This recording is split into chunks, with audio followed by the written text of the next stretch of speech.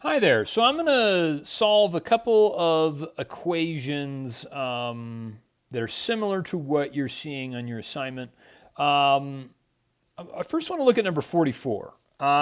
This one, it's asking you to solve this for A, and we can do this two different ways. The first way, one of the ways that I've shown you, is by figuring out what your common denominator is. Okay, we do that first.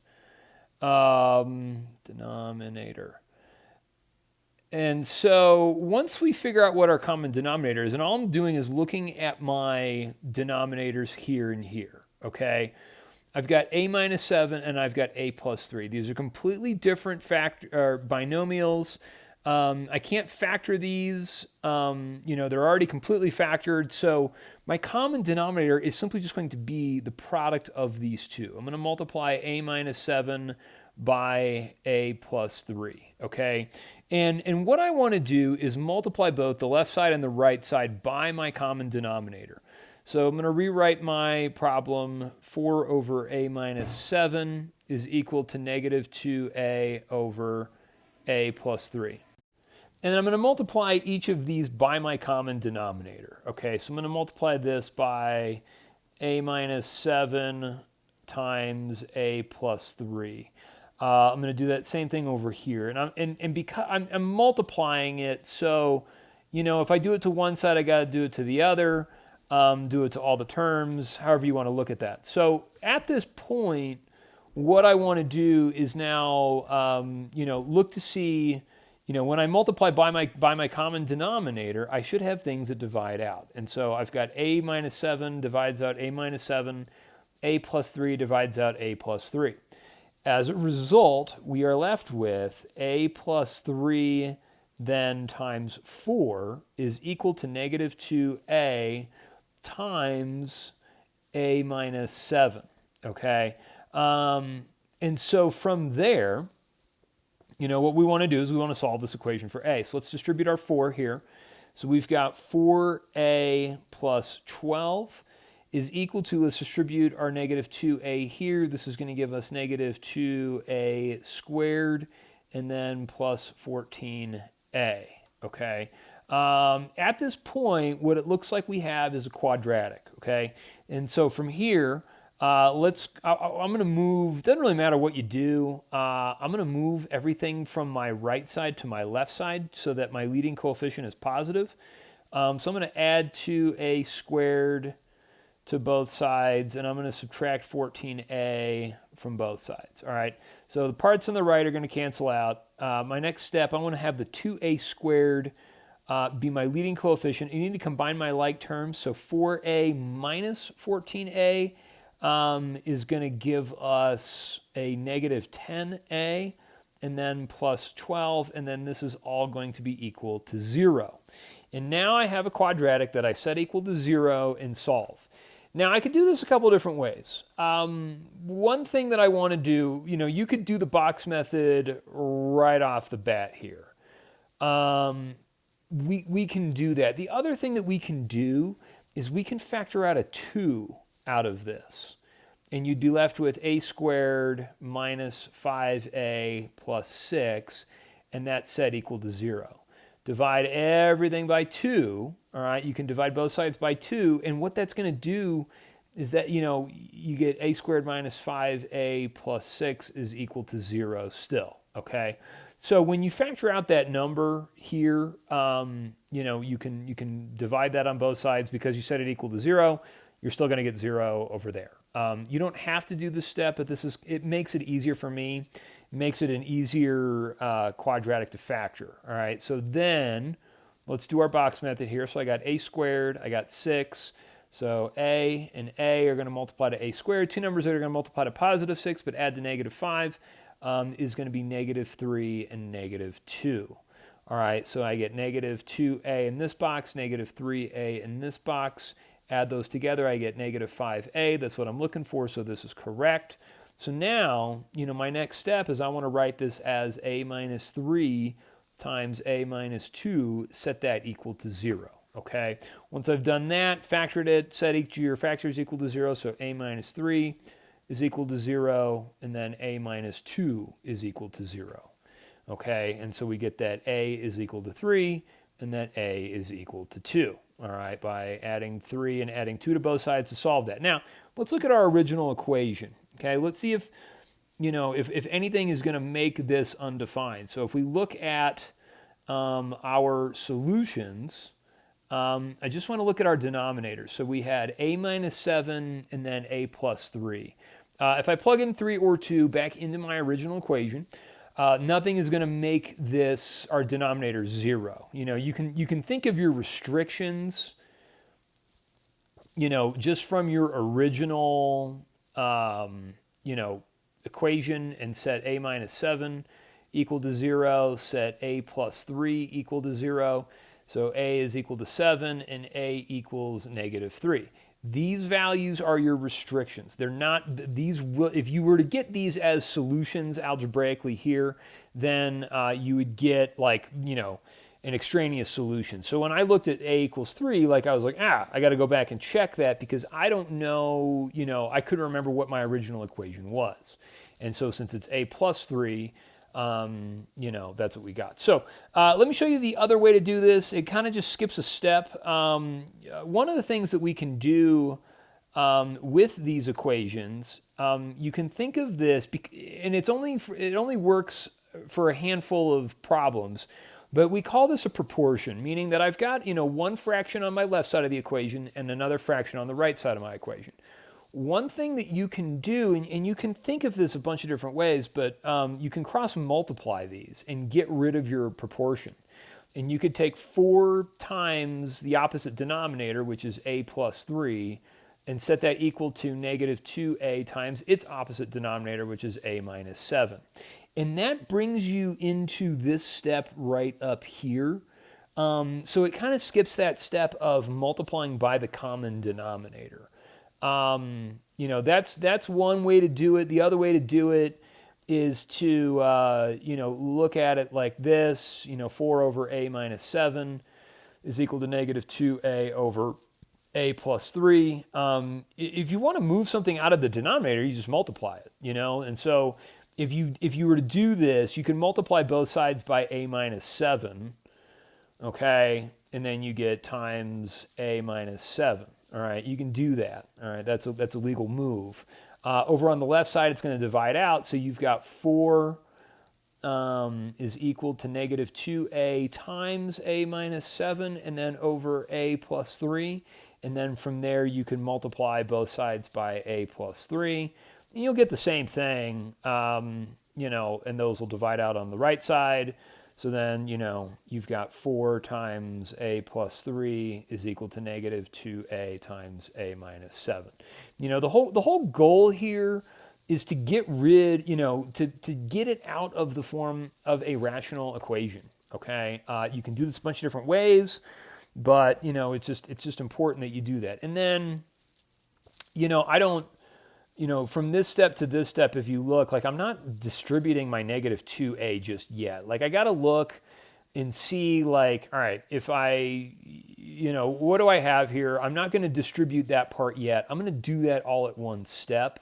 I'm not going to do that, in between, steps and stuff like that. So that's kind of a rule of thumb, is that I leave things in factored form until I have to distribute or something like that. So that's kind of my rule for that. Let's take a look at another problem.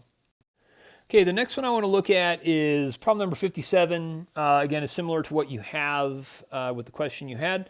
What I want to do is I want to factor everything. Okay, I got to figure out what my common denominator is. Now notice what we have.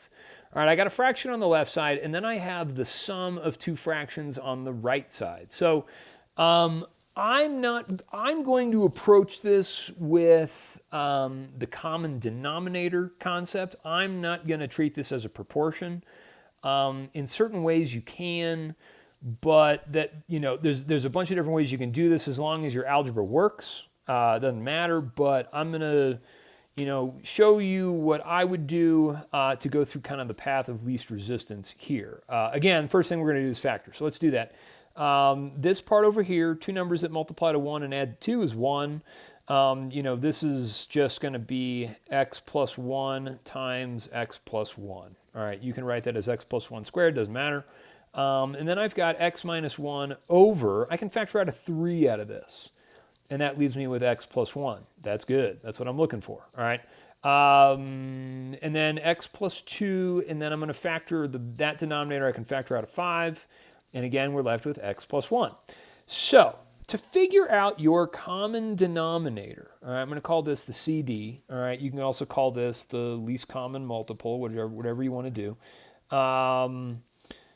But what I want to think about is my common denominator needs to contain each of the parts. I've got two x plus 1s here. I've got one x plus 1, and I've got one x plus 1. This has a 3. This has a 5. So what I'm going to do is I first look at my numbers, okay? In my 3 and my 5, I'm going to multiply those together. So I'm going to get 15. And then because I have one x plus 1s in each of those terms and 2 of them here, I just need to make sure that I have 2 of them for all of them. Okay? And so understanding this, like what your common denominator is, what it should do is it should divide out whatever's in your denominator. Okay? That's the idea. Is that you need to have something that's going to make sure that you can get rid of each of these parts in your denominator. All right, and so let's actually do that. I'm going to write out 15 times x plus 1 times x plus 1, and I'm going to multiply that by this term over here. So I've got 1 over x plus 1 times x plus 1. All right, my next one, again, I'm going to multiply this by 15 times x plus 1 times x plus 1, and I'm going to multiply that by that term, which was x minus 1 over 3 times x plus 1, okay? Get a plus sign there. There we go. Plus, let me write out my common denominator again. So I've got 15 times x plus 1 times x plus 1, and then we're going to multiply that by x plus 2 over 5 times x plus 1. Okay, so once we do that, once we've multiplied each of these terms by our common denominator, what you want to do is look and see what's going to divide out. Okay, on this left side, I've got x plus 1 is going to divide out. These x plus 1s are going to divide out. Notice how everything in this denominator should go away.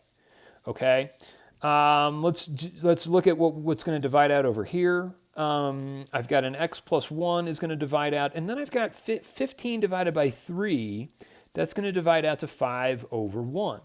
Okay. Now on the far right side, I'm going to have an x plus 1 that divides out, and then 15 divided by 5 is 3 over 1. Okay, so once you're there, once you're at this point, everything that's crossed out is going to go away. Your denominators should have just a 1 in them because, x plus 1 divided by x plus 1 is just 1, all right? So everything in your denominator becomes 1. You don't need to write something divided by 1, so you don't need to even write anything at this point. So now you've got 15 times 1, which is just 15, and that's going to be equal to 5 times x plus 1 times x minus 1. Up on the far right side, now you've got 3 times x plus 1 times x plus 2. Okay? All right, now notice where I'm at. I've got everything in factored form. Everything's factored out. And at this point, that's not really going to help me. All right, so what I want to do is now multiply everything through. And so at this point, I'm going to do 15 is equal to, let's multiply our binomials and then the 5. So I'm going to leave the 5 out here. So x plus 1 times x minus 1, we can do this the long way. X times x is x squared. 1 times x is x. Negative 1 times x is negative x. and then 1 times -1, which is -1. All right. Your middle terms are going to cancel out here, and that's okay. But we'll write that here down in the next one. Actually, let me not do that yet. Okay. So now here, let's do this. Plus 3 times. All right. Let's do x times x. So x squared. 1 times x is x. 2 times x is plus 2x. 1 times 2 is plus 2. Okay. Now let's clean up what's inside of our parentheses first. Let's combine our like terms.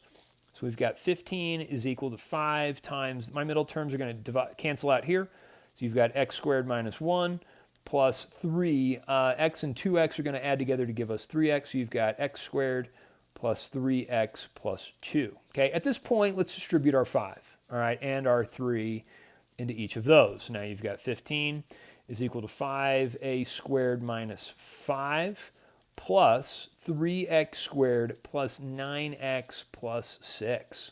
Okay, and not an a, that should be an x. I don't know where I got an a. That should be an x. Okay. Now, all right, let's combine our like terms.